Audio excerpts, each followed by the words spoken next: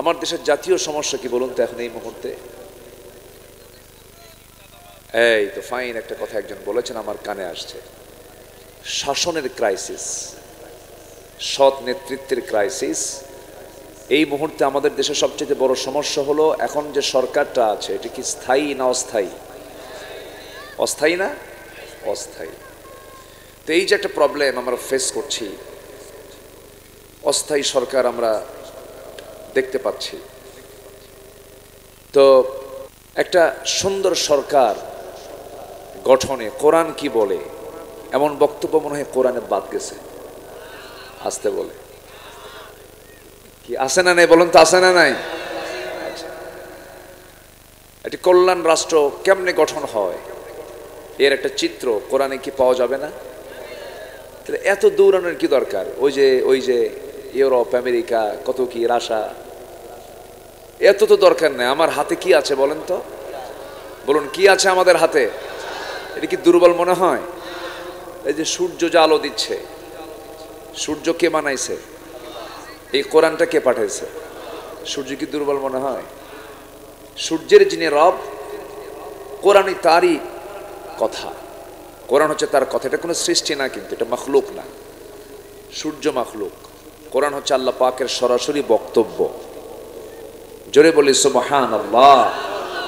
সেই কোরআন আমরা শুনতে এসেছি, আমরা কত বড় ভাগ্যবান, বলি আলহামদুলিল্লাহ।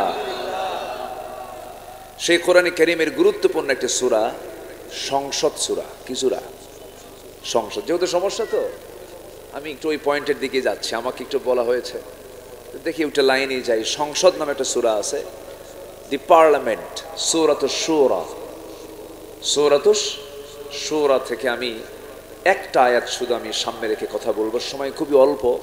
তাহলে এখন গোটা পৃথিবীর সবচেয়ে বড় সমস্যা হলো গদি সমস্যা। কি সমস্যা বলেন? গদির আরবি হলো কুরসিয়ুন। গদির আরবি কি? একটা আয়াত আছে, সে আয়াতের নাম হলো আয়াতুল কুরসি। আয়াতুল কুরসি, আয়াতুল কুরসির মধ্যেই এই সমস্যার সমাধান আছে।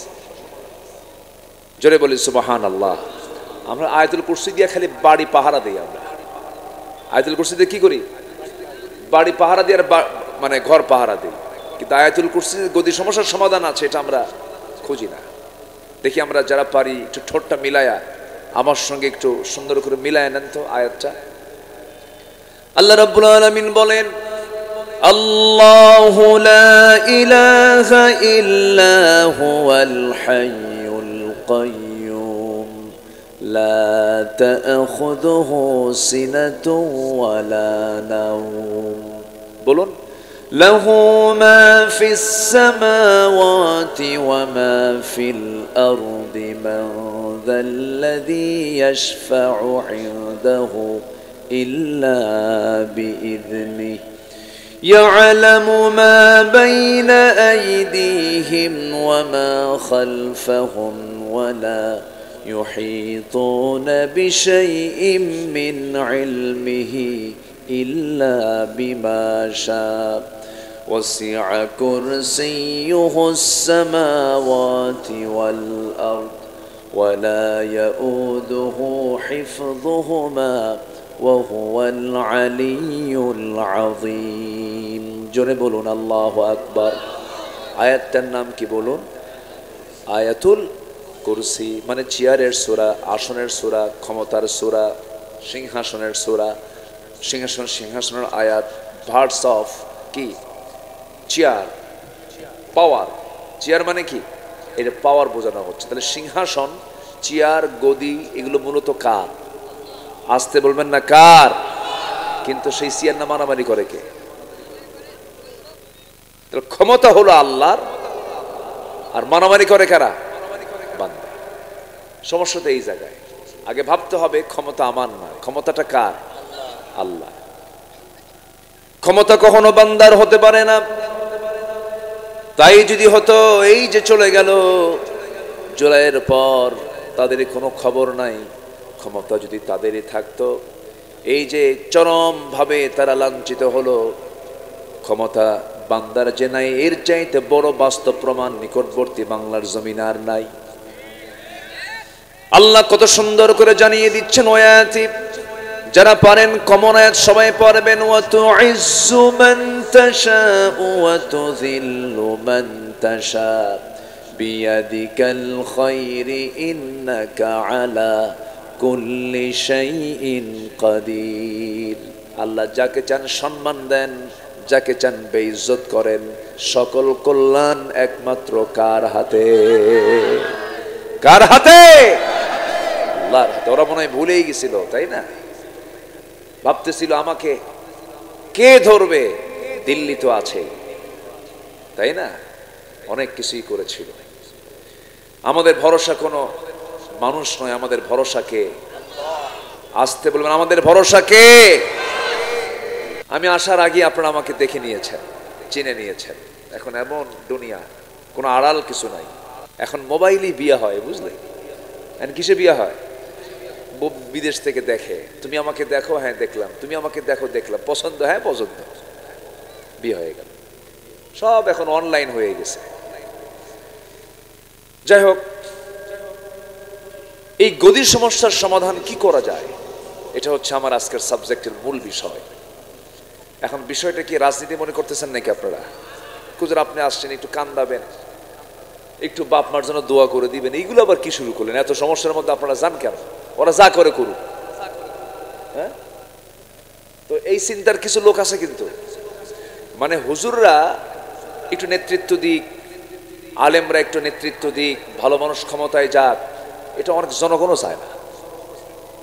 ভাবতেছেন আমার মানুষ ভালো, আমার দেশের মানুষ খুব ভালো না। তো ইতিহাস খুব দ্রুত ভুলে যায়। এই যে যুবকগুলো জীবন দিল, আমার তো মনে হয় কয়েক মাস পরে এটাও ভুলে যাবে। এই জাতির সবচেয়ে বড় সমস্যা হলো ভুলে যায় সবকিছু। সম্মানিত বন্ধুগণ, সম্মানিত ভাইয়েরা, এই সংকট দূর করার জন্য আমরা অনেক কিছু দেখেছি। আমরা এই 53-54 বছর কেউ দেখেছি, আমরা 25 বছর, কেউ 16 বছর, কেউ 9 বছর। কেয়ারটেকার গভর্নমেন্টটা কয়েক বছর, এরা দেশ চালিয়েছে।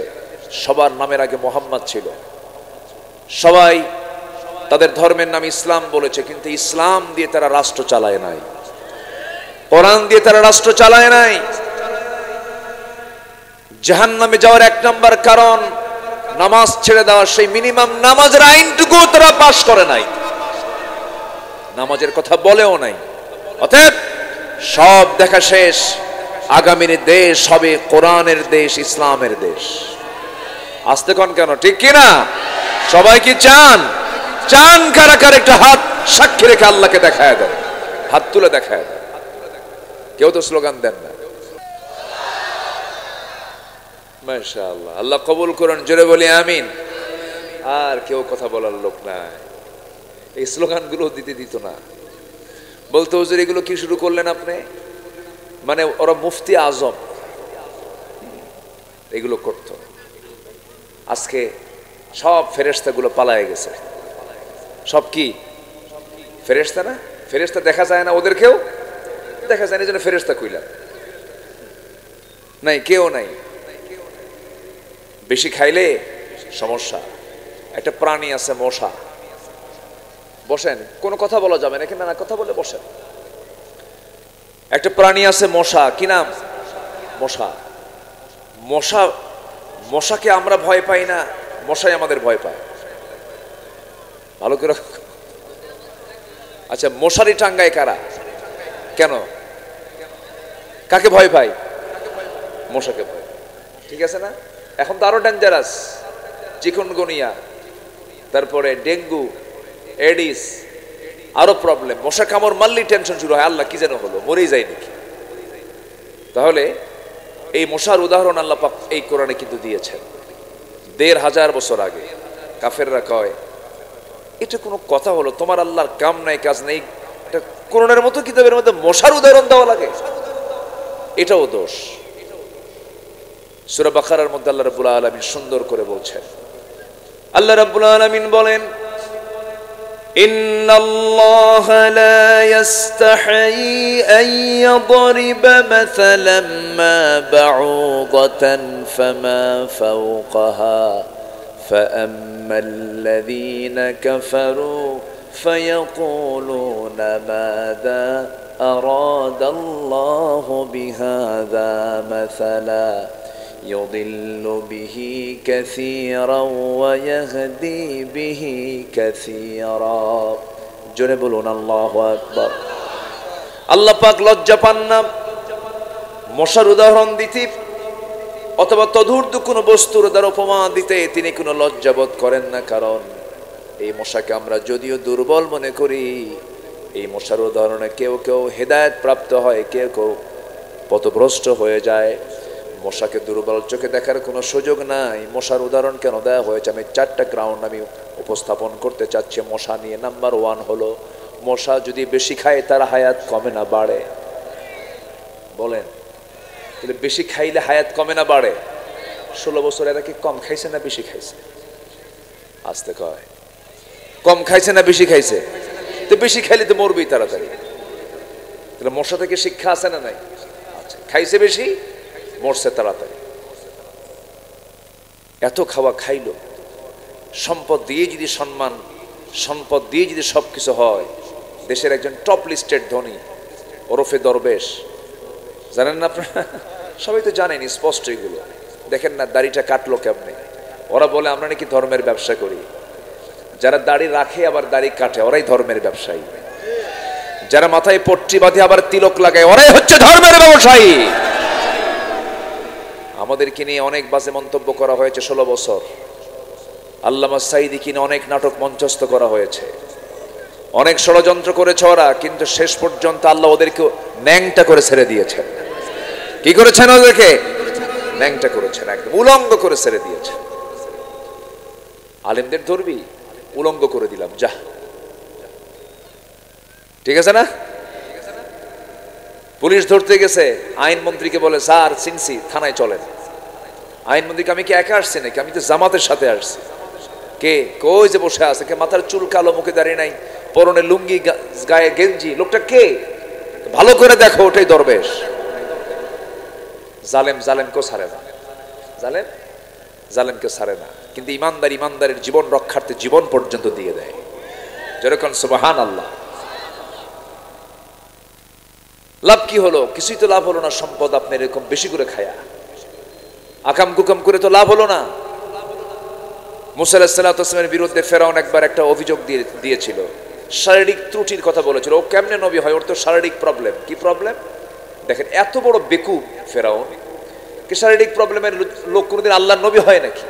কি সমস্যা? সমস্যা হলো ওর ওই অন্ডকোষের একটা ছোট একটা বড়। কে কইছে এটা? ফেরাউন। বলেন কে বলছে এটা? ফেরাউন। একদম সহি বর্ণনা কিন্তু এটা। আচ্ছা, এই কথা যখন বলছে, বলেন তো এই নবীটার রাগ কম না বেশি? বলেন তো। খুব রাগ ছিল, শোনা মাত্র খেপে গেছেন আর বলতেছেন আল্লাহ শোনো, আমার প্রবলেম নাই, আমি সুস্থ, দিব্যি সুস্থ, আমার কোনো তাড়াতাড়ি ব্যবস্থা করো তুমি। আল্লাহ বললেন মুসা টেনশন করো না, আমি সব একদম খুলে দেখাই দেবো, যাও। সুবহানাল্লাহ বলবেন না? উনি গোসল করতে গেছেন। কি করতে গেছেন? গোসল। আগের যুগের গোসলটা ওই কোনো একটা পানিতে নামলে ওই সময়ের শরীয়ত অনুযায়ী কাপড় খুলেও যদি বিকল্প কাপড় না থাকে কি করবেন, এরকম হয়তো বেকায়দা হতে পারে। তো উনি একটা পাথরের উপরে রেখে, একদম সহি বর্ণনা কিন্তু এটা তাফসীর আসছে, উনি পাথরের উপরে লুঙ্গিটা রেখে, ইজারাটা রেখে গোসলে নামছেন। গোসল করে উঠেই আবার ওই লুঙ্গিটা পরবেন, কিন্তু আল্লাহ পাক পাথরকে অর্ডার দিলেন, পাথর লুঙ্গি নিয়ে দৌড় মার। সুবহানাল্লাহ বলবেন না? লুঙ্গি নিয়ে দৌড় মার। পাথরের কি জীবন আছে? আমাদের জীবন ছিল। আমাদের এই বডিটা কি দিয়ে তৈরি বলেন তো? এই যে বলেন কি, এটা কি? মাটি। খালাকাল ইনসানা মিন সালসালিন কাল ফাখার। শুষ্ক মাটি, আবার কাদা মাটি, বিভিন্ন বর্ণনায় আসছে, এক কথা মাটি। তো মাটিতে যদি আল্লাহ জীবন দেন, আল্লাহ কি পাথরে জীবন দিতে পারেন না? পারেন, দিতে পারেন। তিনি কে? আল্লাহ। পাথরকে অর্ডার করলেন, পাথর নিয়ে দৌড়ায়। মুসা আলাইহিস সালাতু ওয়াস সালাম তিনিও পিছনে দৌড়ান, বলছেন পাথর রে, তুই আমার সঙ্গে বেয়াদবি করিস না, আমার তো পরনে লুঙ্গি নাই। আল্লাহ তার মেমোরি থেকে তিনি যে উলঙ্গ, এই স্মৃতি ভুলাইয়া দিয়েছেন। তিনি ব্যস্ত হয়ে পড়েছেন লুঙ্গি নেওয়ার জন্য, পিছে পিছে উনিও দৌড়, পাথরও দৌড়। নবীও দৌড়, পাথরও দৌড়, নবীও দৌড়, কিন্তু পাথরের সঙ্গে পারে না, কারণ পাথরকে আল্লাহ পাক অর্ডার দিয়েছেন সোজা গিয়ে ফেরাউনের সামনে দাঁড়াবি। কোথায় গিয়ে দাঁড়াবি? ফেরাউনের সামনে গিয়ে দাঁড়াবি। ফেরাউন তার মন্ত্রী পরিষদ নিয়ে, পুরা ক্যাবিনেট নিয়ে এসে বসে গেছে, মিটিং করতেছে। ঠিক সেই সময় পাথরটা নিয়ে যখন লুঙ্গিটা নিয়ে সামনে দাঁড়ায় গেছে, মুসাও সামনে চলে গেছেন, লুঙ্গিটা হাতের মধ্যে নিয়েছেন। এই দিকে তিনি যে উলঙ্গ, উনি নিজেও জানেন না, আল্লাহ পাক তার স্মৃতি দিকে সরাইয়া দিয়েছেন। ফেরাউন নিচের দিকে তাকায় দেখে, শুধু একে না, সবাই তাকায় দেখে, না সব ঠিকই আছে। আল্লাহু আকবার বলবেন। আজকে আলেমদের সত্যতা প্রমাণ হয়ে গেছে, আলেমদের কোনো দোষ নাই, সব উলঙ্গ করে দিয়েছেন ওদেরকে আল্লাহ তাআলা, ঠিক কিনা? আল্লাহ আছেন না নাই? আচ্ছা, তাহলে মশার উদাহরণ যে দিয়েছেন আল্লাহ, এটা কি সঠিক না ব্যাঠিক? সঠিক। নাম্বার 2, মশা যে কামড়ায় আমাদের, এই মশাটা কামড়ায় পুরুষ মশা না মহিলা মশা? বলেন। হ্যাঁ হ্যাঁ, তো মহিলা মানুষ না তো। আবার দেখেন ম্যাডামরা বসে আছে, মহিলারা মানে মহিলা মানুষ না, কিন্তু মহিলা মশার কথা বলতেছি। মহিলা কি? মশা, স্ত্রী মশা। মহিলা মশা যেটা স্ত্রীলিঙ্গ, যেটা সেটা কামড়ায়, পুরুষরা কামড়ায় না। আল্লাহ রাব্বুল আলামিন আজ থেকে ১৫০০ বছর আগে ওই স্ত্রী মশার কথাই বলেছেন, ইন্নাল্লাহা লা ইস্তাহি আন ইয়াদরিবা মাসালাম মা বাউদাতান। বাউদাতান যারা আলেম উলামা আছেন, এটা হলো মুয়ান্নাসের সিগা। কিসের সিগা বলেন? মুয়ান্নাস, স্ত্রীলিঙ্গের সিগা, গোলতা শেষে আছে। স্ত্রী মশার কথা বলেছেন আল্লাহ রাব্বুল আলামিন। শীতের রাত, চতুর্দিকে দেখি কোথাও কোনো মশা নাই, কিন্তু রাতের বেলা যখন ঘুমাতে যাই দেখতেছে গোটা ঘরে কোথাও মশা নাই, নেটিং করা আছে, জানালায় নেটিং করা আছে। কিন্তু যখন আপনি শুয়ে পড়লেন অন্ধকার রাতে, কেমন চোখ তার নাকের ডগায় কানের কাছে এসে সারেগামা পাথানাশিয়া, কি ঠিক আছে না? সারেগামা পাদানিচে শুরু হয়ে যায়, ভন ভন করে। ও পাইলো কেমনে টের? সায়েন্স বলছে, বিজ্ঞান বলছে যে মশা এত তার ঘ্রাণ শক্তি যে ৭৫ ফুট দূর থেকে সে টের পায় এখানে কোথাও মানুষ হয়ে আছে। ৭৫ ফুট দূর থেকে, এটা বিশাল ব্যাপার, কিন্তু কামড়ায় ফেলে। বংশ বিস্তারে স্ত্রী মশাই কামড়ায়, বংশ বিস্তারের জন্য স্ত্রী মশাই কামড় দেওয়া দরকার, মানুষের কাছে আসা দরকার। এই জন্য স্ত্রী মশাই এই দায়িত্ব পালন করে। মশাকে তুচ্ছ ভাবার কোনো কারণ নেই। ওই যে কানের কাছে এসে যে ভন ভন আওয়াজ হয়, মশা কিন্তু ওড়ে, তার 2টা পাখা আছে। এই 2টা পাখা প্রতি সেকেন্ডে নড়াচড়া করে, একবার না, দুবার না, 3বার নয়, 500 থেকে 600 বার। 1 সেকেন্ডে 500 থেকে 600 বার। মানে কি চিন্তা করছেন? পৃথিবীতে কোনো এরকম মেশিন আছে বলেন? পৃথিবীতে আজ পর্যন্ত এমন দ্রুতগামী কোনো মেশিন তৈরি হয়নি যে মশার 1 সেকেন্ডে 500 থেকে 600 বার সে তার পাখা নড়াতে পারে। আল্লাহু আকবার বলেন। এদিকে মেশিনে নিয়ে দেখেছে যে প্রতি সেকেন্ডে 500 থেকে 600 বার তার পাখা ঝাপটায়। পাখাটা কি করে? ঝাপটায়। এলাকায় কি এই শব্দ তো থাকার কথা, কারণ ভাষা তো আপনাদের নদীর সাথে লাগানো। গোটা দেশের মধ্যে সবচেয়ে সহি ভাষা হলো যশোরের। বলি আলহামদুলিল্লাহ। আমার একটা বহুল আলোচিত একটা কথাই আছে, যশোর তো যশোরই। আসেন, একটা কথা আছে না আমার, এটা কোটি কোটি মানুষের, এই বিশেষ করে যশোর অঞ্চলের সবার কাছে এই কথাটা মানে চলে গেছে। যশোর আপনাদের খই বিখ্যাত না? বলে না যে নাটোরের কাঁচাগোল্লা, বগুড়ার দই, আবার কি বলে যশোরের খই বলে। খই না, আপনার যশোরের ভাষা বিখ্যাত। বলি আলহামদুলিল্লাহ। ভাষার মতো এত সুন্দর ভাষা বাংলা ভাষায় আর পৃথিবীতে কোথাও নাই। বলি আলহামদুলিল্লাহ।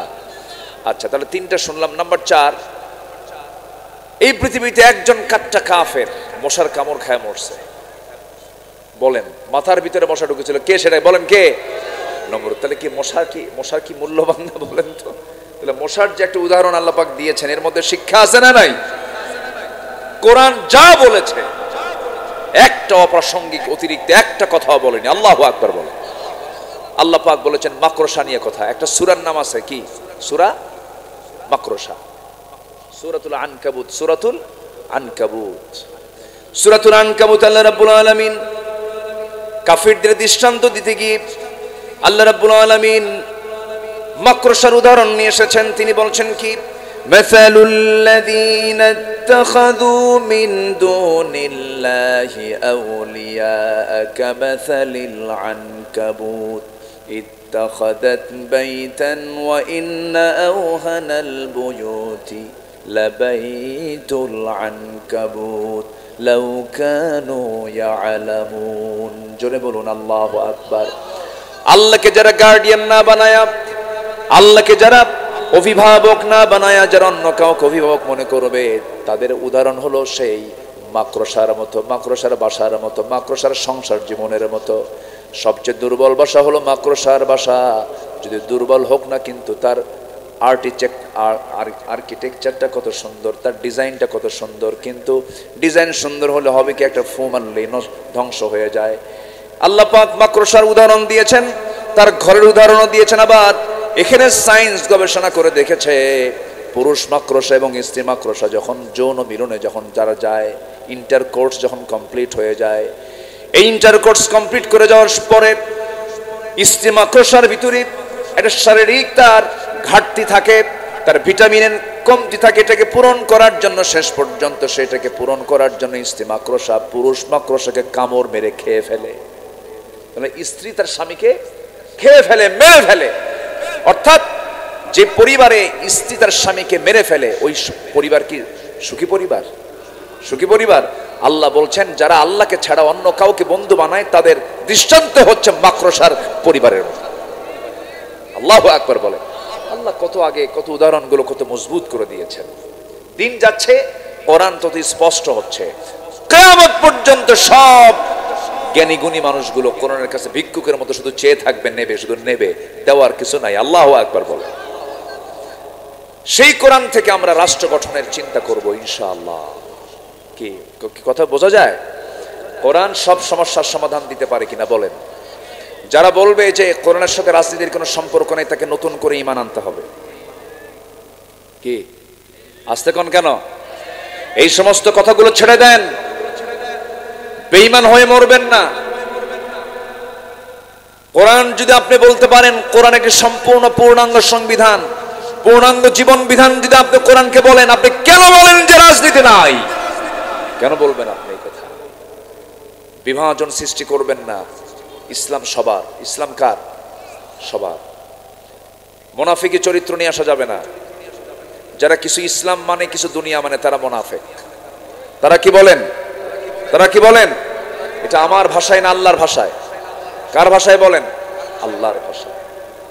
তাহলে কোরআন দিয়ে কি রাষ্ট্র গঠন করা যায়? আসতে বলেন, রাষ্ট্র গঠন করা যায়? সম্ভব? সম্ভব কিনা বলেন?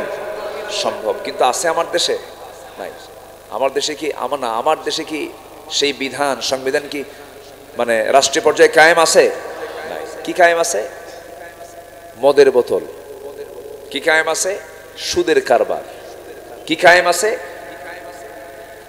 জেনার লাইসেন্স। কিসের লাইসেন্স বলেন? এই খুলনা ডিভিশনে মদের ফ্যাক্টরিও আছে। এই খুলনা ডিভিশনে আছে না? ক্যারিয়ন কং দর্শনায় মদের ফ্যাক্টরি আছে। গত বছর কয়েক কোটি টাকা, কয়েকশো কোটি টাকা লাভ হয়েছে। সেই লাভের টাকাও খাচ্ছি আমরা, মাশাআল্লাহ, আলহামদুলিল্লাহ। কি কথা বুঝতেছেন না আপনারা? কথা বোঝেন না? তাহলে এই যে আমাদের ভিতরে যে মিশ্রণ হয়ে আছে হারামগুলো, এই হারামগুলোকে বর্জন করার জন্য আমাকে আপনাকে এই একটি সুন্দর কল্যাণ রাষ্ট্র, যেখানে সুদ থাকবে না, যেখানে মদের ফ্যাক্টরি থাকবে না, আমার আপনার বোন মা যৌনকর্মী লাইসেন্স নিয়ে সে লাইসেন্স বুকে ঝুলায় নিয়ে বলবে I M A sex worker. লজ্জার কথা এগুলো। এগুলো বাংলার জমিনে আমরা দেখতে চাই না। আমরা এগুলো দেখতে চাই না। আমরা দেখতে চাই ইসলাম। আমরা দেখতে চাই কি? ইসলাম। আল্লাহ কবুল করুন। জোরে বলি আমিন। আল্লাহ ইসলাম দিয়েছেন, এছাড়া আর কোন দিন পৃথিবীতে নাই। কোন দিনের বৈধতা আল্লাহর কাছে নাই। সূরা শূরার 13 নম্বর আয়াত আল্লাহ পাক একদম ক্লিয়ার করেছেন। 42 নম্বর সূরার 13 নম্বর আয়াত বাড়িতে মিলায় নেবেন। এটা আব্দুল্লাহ আল আমিন বলে নাই। এই বক্তব্য একমাত্র মজবুত করে দিয়েছেন তিনি কে? আল্লাহ তাআলা। আল্লাহ রাব্বুল আলামিন বলেন, শারা'a লাকুম মিনাদ الدين ما وصى به نوحا والذي أوحينا إليك وما وصينا به إبراهيم وموسى وعيسى أن أقيموا الدين ولا تتفرقوا فيه كبر على المشركين ما تدعوهم إليه الله يجتبي إليه من يشاء ويهدي إليه من ينيب জোরে বলুন আল্লাহু আকবার। তোমাদের জন্য দিনকে তিনি নির্ধারণ করে দিয়েছেন, যে নির্দেশ দিয়েছেন নূহকে, ইব্রাহিমকে, মুসাকে, ঈসাকে, তাদের সবার দায়িত্ব ছিল তারা কি করবেন, এই জমিনে কার দিন কায়েম করবেন বলেন। আসতে বলবেন না কার দিন। আপনি কোরআনকে প্রশ্ন করুন, কোরআন তুমি বলে দাও আমার রাসূল দুনিয়াতে কেন আসছিলেন তুমি কোরআন বলে দাও। আল্লাহ পাক কোরআনে বলছেন আমি আমার রাসূলকে পাঠাইছি সকল দিনকে, সকল দলকে, সকল তন্ত্রমন্ত্রকে পরাজিত করে তার উপর আল্লাহর দিন ইসলামকে বিজয়ী করার জন্য। জোরে কোন সুবহানাল্লাহ। কার কথা এটা? তাহলে আমার নবীর সময় আরো দল ছিল কিনা বলেন? সেই দলগুলোকে রাসূল যুদ্ধ করে, মোকাবেলা করে, দাওয়াত দিয়ে, প্রতিহত করে, সংঘর্ষ পর্যন্ত জড়াতে হয়েছে রাসূলকে। রক্তাক্ত পরিবেশ তৈরি করতে হয়েছে, যুদ্ধের মুখোমুখি হতে হয়েছে, ঘর বাড়ি ছাড়তে হয়েছে, নির্যাতন সহ্য করতে হয়েছে। এরপরেও তিনি বাতিলকে মোকাবেলা করে দিনকে তিনি বিজয়ী করেছেন। কার সাহায্য নিয়ে? তাহলে এই কাজকে আমাদের নাই? এই দায়িত্ব আমাদের আছে না নাই বলেন? আসতে বলবেন না আছে না নাই? আচ্ছা, আপনি নামাজ পড়বেন, আপনি ইসলাম চাবেন না, আপনি এখনো মুসলমান হতে পারেন নাই। এরকম মুসলমান আমার দেশে আছে না নাই? আছে না? নামাজ পড়ে, রোজা রাখে, কিন্তু ইসলাম আসুক চায় না। ইসলাম আসুক চায় না। এরা কি মুসলমান না মুনাফিক? এটা কি আমার ভাষা না আল্লাহর ভাষা? আল্লাহর ভাষা। সম্মানিত ভাইয়েরা, ইসলামী রাষ্ট্রের যারা রাষ্ট্রপ্রধান হয়েছেন, কি সিকিউরিটি ছিল সেই সমাজে, সে রাষ্ট্রে। রাসূল বলেছেন সানআ থেকে হাজরামাউত পর্যন্ত একটা নারী সুন্দরী, সুন্দরভাবে একাকিনী, নিঃসঙ্গিনী, একাকী চলে যাবে, কোন পুরুষ তার দিকে তাকানোর সাহস পাবে না। কার ভয়ে? আসতে বলবেন না কার ভয়ে? আল্লাহর ভয়ে সাহস পাবে। একটা রাষ্ট্রের সবচেয়ে বড় কাজ হচ্ছে রাষ্ট্রের যারা দায়িত্ব পালন করবেন জনগণকে আল্লাহর ভয় শিখায় দেওয়া।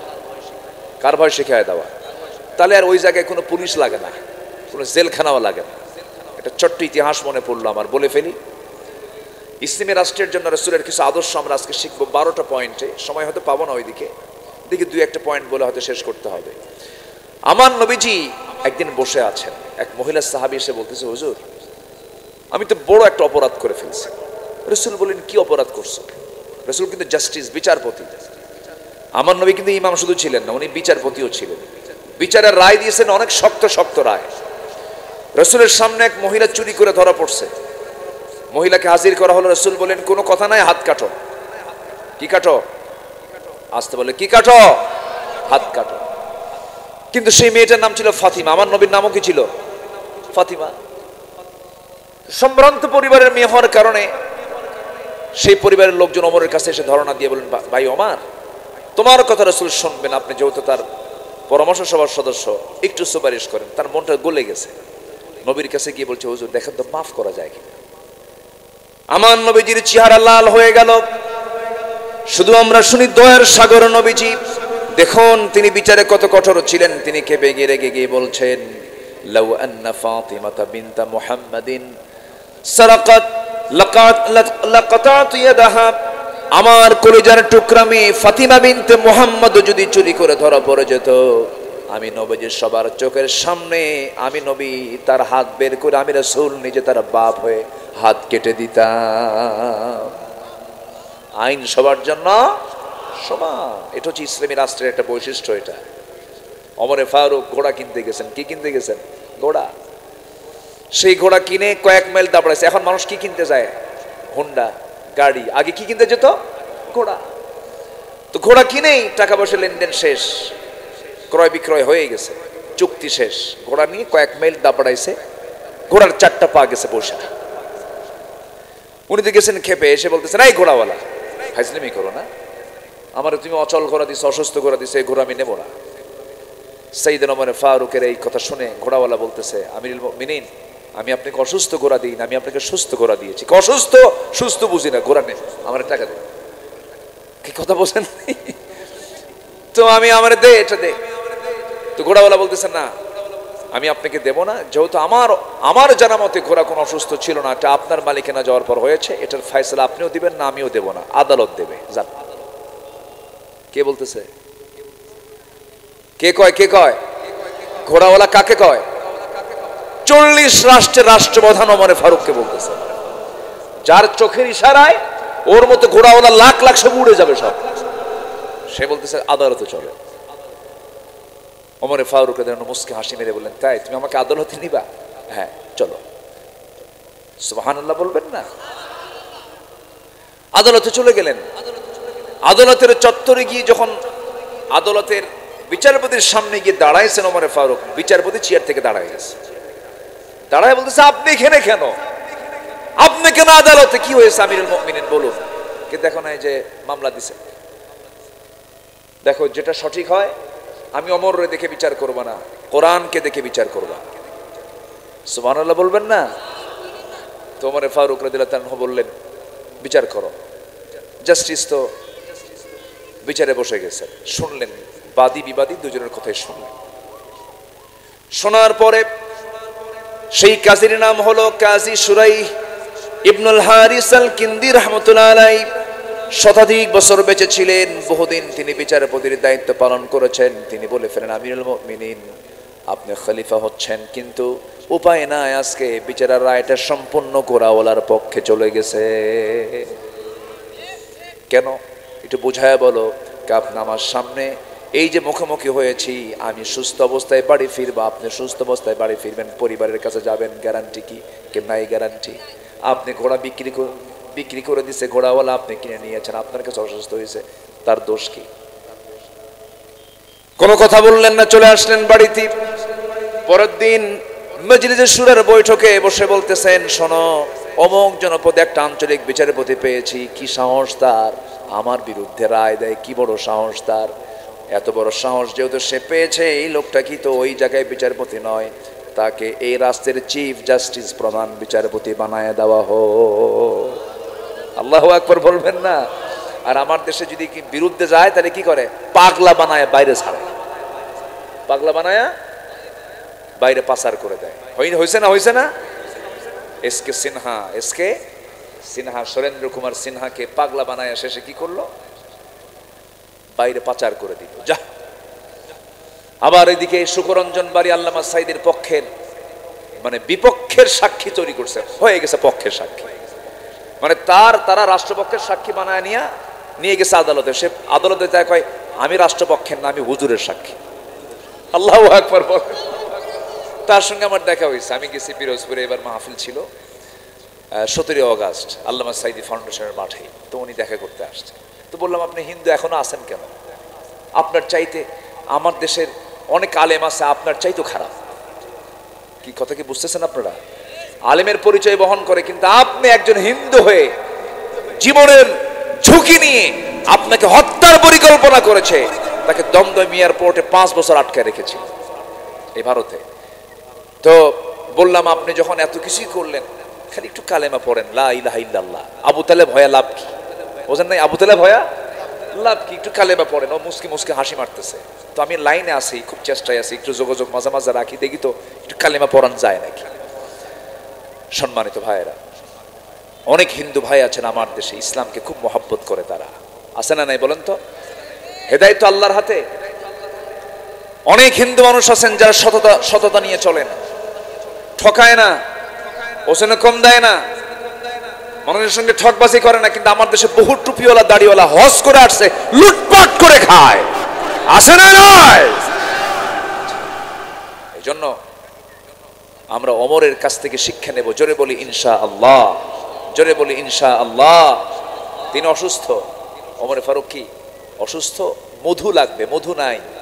রাষ্ট্রের তহবিলে কিছু মধু আছে, এই মধু নিবেন, কেমনে নিবেন? নিতে পারতেছেন না। নেন কেন নেব না? জনগণ যদি আমাকে না নিতে বলে আমি কি নিতে পারি? আমার তো হারাম হয়ে যাবে এটা। জনগণের কাছ থেকে পারমিশন নিলেন, আমি কিছু মধু খেতে চাই, আমার অসুস্থতা আছে, এরপরে তিনি মধু নিলেন। কি জবাবদিহিতা ছিল! রাষ্ট্রের কিছু মধু পেয়েছেন, 1 বোতল মধু। কয় বোতল? 1 বোতল মধু নিয়ে বাড়িতে বউকে এসে বলতেছে, বউ আমার এই যে মধুর বোতল পেয়েছি, 5 ভাগ করতে হবে, আমি এবং আমার প্রতিবেশী মোট 5 জন, 5টা ভাগ করো। বইয়ের হাতে দিয়ে বললেন এটা ভাগ করো। কিছুক্ষণ পর বলছে, আমার স্ত্রী রাগ করো না, আমি তোমাকে ভাগ করতে দেবো না, দাও। আবার বোতলটা হাতের মধ্যে নিয়ে বলতেছেন যে আমি তোমাকে ভাগ করতে দেবো না, আমি অন্যজনকে দায়িত্ব দেবো। আচ্ছা বলেন তো, আমার আপনার বউ যদি এই পরিস্থিতির শিকার হয় তাহলে কি হতে পারে? সবাই চুপ করে আছে, মনে হয় সবার বউ মনে রাবিয়া বস্ত্রী হয়ে বসে আছে মনে হয়, নাকি? হ্যাঁ, লাগবে কিছু, লাগবে গ্যাঞ্জাম, কি লাগবে মনে হয়, লাগবে নাকি? বলবে এই 50 বছরের, 30 বছরের, 20 বছরের সংসারে তুমি আমার এই এই এই মনে করতেছ, কি বোঝেন নাই? শুরু হয়ে গেছে। কিন্তু না, সাইয়েদনা ওমর ফারুকের স্ত্রী তো ওরকম না। উনি ভাবতেছেন মনে হয় কোন একটা কারণ আছে, একটু মন খারাপ করেছেন যে এটা কেমন হলো। উনি চলে গেছেন অন্য বাড়িতে। সেই প্রতিবেশীকে ডাক দিয়ে বলছেন, ও প্রতিবেশী আমার, এই মধুটা ভাগ করো, 5 ভাগ করে আমাকে 1 ভাগ দাও, বাকি 4 ভাগ তোমরা সমান ভাগে ভাগ করে নাও। তার অংশের মধুগুলো নিয়ে এসে বউয়ের সামনে দাঁড়ায় বলছে, বউ আমার রাগ করো না, আমি তোমাকে দারুণ ট্রাস্ট করি, আমি রাষ্ট্র চালাই, তুমি আমার পরিবার চালাও, তুমি আমার বড় একটা সহযোগী, আমার সন্তানগুলোর লালন পালন করো, খাওয়া দাওয়া সম্পূর্ণ করায় দাও। আমি তোমাকে সন্দেহ করে তোমার হাত থেকে মধুর বোতল নাই নিয়েছি একটা কারণ, সেটা হলো আমি চিন্তা করে দেখলাম মধু হলো তরল জিনিস, এই মধু যখন তোমাকে ভাগ করতে দেব, মধু সমান ভাগে ভাগ করবে, কিন্তু হাত দিয়ে তো ভাগ করতে হবে। তোমার হাতের নখের সাথে লাগিয়ে থাকবে হয়তো 1 ফোঁটা, 2 ফোঁটা, 3 ফোঁটা মধু, এক্সেস যে চলে আসবে। এতটুকুন মধু আমাদের ভাগে বেশি আসক চাই নাই, মনে করে আমি মধু ভাগের দায়িত্ব আমি অন্যজনকে দিয়েছি। যেরকম সুবহানাল্লাহ। কোরআনের শাসন কায়েম হলে কি উপকার হবে? হবে, উপকার হবে, হবে, হবে, হবে। আসুন না আমরা কোরআন দিয়ে সমাজ রাষ্ট্র সাজাই, জোরে বলি ইনশাআল্লাহ। কোরআন দিয়ে আমরা পরিবার, সমাজ, রাষ্ট্র গড়াই, জোরে বলি ইনশাআল্লাহ। যারা কোরআন চাবে আমরা তাদেরকে চাবো, যারা কোরআন চাবে না আমরা তাদেরকে জুতা দেখাবো, জুতা। আসতে কোন কেন, ঠিক কিনা? বহু কিছু দেখছি আমরা, বহু ঠকা ঠেকছে, আর ঠকতে চাই না। আমার বন্ধুগণ,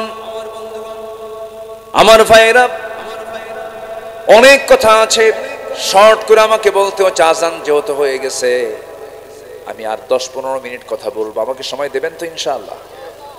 কি আলহামদুলিল্লাহ, এত সুন্দর এলাকা। এটা সরিষা না? এটা সরিষা না? আল্লাহর সৃষ্টি কত। আমি আসতে নিয়ে আমাকে বললাম, দেখুন কি সুন্দর সৃষ্টি এটা, আল্লাহ, আল্লাহু আকবার বলেন। কোন রূপকার, কোন কারিগর সুন্দর করে বানাইছে। আমাকে আপনাকে কিছু খাওয়ানোর জন্য কি সুন্দর ব্যবস্থা করেছে, সুবহানাল্লাহ বলবেন না? দেখতে কত সুন্দর, এরকম সুন্দর পৃথিবীর কেউ করতে পারবে? কাতারে গিয়েছিলাম বছর 2 আগে, কোনো গাছগাছালি নাই, একদম ধুধু। ওর মধ্যে দেখি বিশাল একটা জায়গায় তারা সবুজ করেছে, এরকম সবুজ গাছগাছালি। তো ভাবলাম এখানে সবুজ গাছগাছালি কেমনে আসলো? আমরা সব দেখা শেষ করেছি, আমরা এখন ইসলামকে দেখতে চাই। আমরা রাজি আছি তো ইনশাআল্লাহ? আমরা ওমরের ইতিহাস দেখলাম, দেখতেছেন ওমরের ইতিহাসটা শুনলাম না? কিছু শুনলাম, আরো কিছু শুনবো। 12টা পয়েন্ট আমি আক্ষরিকভাবে জাস্ট নোটটা আমি শুধু আপনাদের সামনে ভাবার্থ শুধু বলে দেব, যে ইসলাম আসলে, ইসলাম সমাজে চালু হলে আমাদের কত উপকার হবে। সে রাষ্ট্রে কোনো রাষ্ট্রপতিও যদি রাস্তা দিয়ে যায়, কোনো প্রোটোকল থাকবে না, সে একা একা চলবে, কেউ তাকে বাধাও দেবে না। আল্লাহু আকবার বলে। আর আগামীকাল ধরেন যশোরে রাষ্ট্রপতি আসবে, 3 দিন রাস্তাঘাট বন্ধ। আসেন, এরকম আছে না? আছে না? আছে কিনা বলেন? আর সাইয়েদনা আবু বকর সিদ্দিক রাদিয়াল্লাহু তাআলা আনহু, তিনি রাতের বেলা বের হতেন জনগণকে দেখার জন্য খালি পায়ে। কি পায়ে? খালি পায়ে। বলা হলো, আবু বকর খালি পায়ে বের হও কেন? তিনি বললেন, খালি পায়ে বের হয়ে এজন্য, কারণ খরম জুতা নিয়ে যদি আমি রাস্তায় হাঁটতে যাই, পাপের সঙ্গে জুতার একটা টক্কর লাগবে, একটা আওয়াজ হবে। সেই আওয়াজে যদি আমার জনগণের যদি ঘুম ব্যাঘাত হয়, ঘুম নষ্ট হয়, কিয়ামতের দিন আমাকে তার জন্য আসামির কাঠগড়ায় দাঁড়াতে হবে। কি কথা বুঝতেছেন কি আপনি? জনগণের ঘুম যেন নষ্ট না হয়, খালি পায়ে হেঁটেছেন খলিফারা। আর আমার দেশের কোন নেতা আসলে সামনে 50টা পিছনে 50টা গাড়ি, রাস্তা অচল করে রাখে। এমন নেতৃত্ব আমরা দেখতে চাই না। আমি নিজে দেখেছি মালয়েশিয়ার যিনি প্রধানমন্ত্রী মাহাথির মোহাম্মদ, মালয়েশিয়ায় গিয়েছিলাম বেশ কয়েক বছর আগের কথা। কেএলএতে আমি কোন একটা শপিং এ ঢুকেছি, আমি একজন প্রধানমন্ত্রী, তিনি একে একে ঘুরতেছেন মার্কেটে, সামনে পিছনে একটা প্রটোকল না। আর আমার দেশে আতিবাতি নেতাও যদি হয় তার সামনে 50টা পিছনে 50টা। কেন এত মরার ভয়? কেন? যাদের কাছে এত ভয় লাগে তাদের নেতৃত্ব দেওয়ার দরকার নাই। বান্দা ভয় করবে কাকে? আল্লাহকে ভয় করবে। সম্মানিত ভাইয়েরা, তাহলে আমরা শিখে নিচ্ছি ইসলামী রাষ্ট্র গঠনে আমার নবীর আদর্শ কি ছিল। নাম্বার 1 হচ্ছে তিনি সমাজে শিরিক বন্ধ করে তাওহীদ চালু করেছেন। শিরিক বন্ধ করে, কি বন্ধ করে বলেন? সমাজে কোনো শিরিক ছিল না। শিরিক যেরকম মানুষের তৈরি করা আইন, এটা একটা শিরিক, ওটাকে উৎখাত করে কার আইন প্রতিষ্ঠা করেছেন? আচ্ছা, এরপরে তিনি মূর্তিগুলোকে রেখেছেন না ভেঙেছেন? ভেঙেছেন। আর আমরা মূর্তিগুলো কি করছি? রেখেছি না বানাইছি? বলেন বলেন, রেখেছি না বানাইছি? আমরা বানাইছি। যারা বানাইছে, যদি হিন্দুরা বানান সমস্যা নাই, হিন্দু ভাইদের যে মন্দিরে তারা মূর্তি রেখেছেন ওটা নিয়ে আমাদের কোনো ক্লেম নাই। কিন্তু আমি মুসলমান, আমি কেন বলতে যাব? এখানে বক্তব্য আছে না নাই? শত শত কোটি টাকার মূর্তি বানানো হয়েছে, কারো বাবার টাকা নয়, জনগণের টাকা, ঠিক কিনা? আবার সেই জনগণ 5 আগস্টের পর কিছু ভেঙেছে, ভাঙে নাই? ডক্টর ইউনূসকে বলেছে এগুলো কি হচ্ছে, এগুলো ভাঙচুর কেন?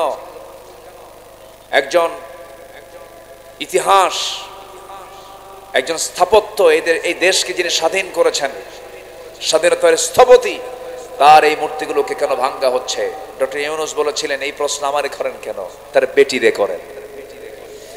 বেটির অপকর্ম এটার জন্য দায়ী, আমাদের কোনো দোষ নাই। সম্মানিত ভাইয়েরা, এত অহংকার! আরে বাপরে বাপ! কুচি কুচি ছেলেরা, ভার্সিটি পড়ুয়া, ঢাকা ইউনিভার্সিটি, ওরাই তো ভবিষ্যৎ। বলতেছে আমাদের কোটা দেন, আমরা বৈষম্য বিরোধী, আমরা ছাত্র বৈষম্য রাখবো না, কোটা বিরোধী আন্দোলন করতেছে তারা। কোটা বাদ দেন, আমাদের এগুলো বাড়ায় দেন, ন্যায্য দাবি তাদের। আর বলতেছে যে রাজাকারের নাতিপুতিরা চাকরি পাবে, সেই জায়গাও রাজনীতি। রাজাকারের নাতিপুতির কারা বান্দা? আসতে বলেন কার বান্দা? তো নাতিপুতিরা দাদারা ভুল করে গেছে, নাতির দোষ আছে নাকি? নাতির নিয়ে কত কথা বলো কেন? এগুলো বিনয়ের কথা না, এগুলো অহংকারের কথা। অহংকারের সাথে যখন পতন হয়েছে তখন, ঠিক কিনা? অহংকার দেখানো যাবে না। তাওহীদকে প্রতিষ্ঠা করা হচ্ছে ইসলামী রাষ্ট্রের 1 নম্বর কাজ। নাম্বার 2 হলো সকল হিংসা দূর করব আমরা। কি দূর করব বলেন? হিংসা। জমি কিনে একজন, ঘুম হয় না আরেকজনের। এরকম লোক মনে হয় এই যশোরে নাই, মনে হয়। একজন জমি কিনে আরেকজনের ঘুম হয় না, খালি তাই রে, কামটা হলো কি? এরকম আছে না? এরকম আছে না? এরকম আছে আছে। এগুলো মুসলমানদের কাম না, এগুলো মুসলমানদের মধ্যে আসবে না। এগুলো মুসলমান যদি এগুলো করে তাহলে ভাবতে হবে ওর মধ্যে মুসলমানের তো নাই। নাম্বার 3 হলো হিংসা দূর করে ভ্রাতৃত্ব প্রতিষ্ঠা হলো 2 নাম্বার। আমার নবীজি দেখেন, নবীজি হুনাইন যুদ্ধের পরে, কোন যুদ্ধ? হুনাইন যুদ্ধের পরে তিনি গনিমতের কিছু মাল পেয়েছিলেন, যুদ্ধলব্ধ মাল পেয়েছেন। করলেন কি? সমস্ত যুদ্ধলব্ধ মালগুলো মদিনার আনসারদেরকে না দিয়া আরবদের আর কুরাইশদের দিয়ে দিলেন, যেখানে রাসূলের জন্ম।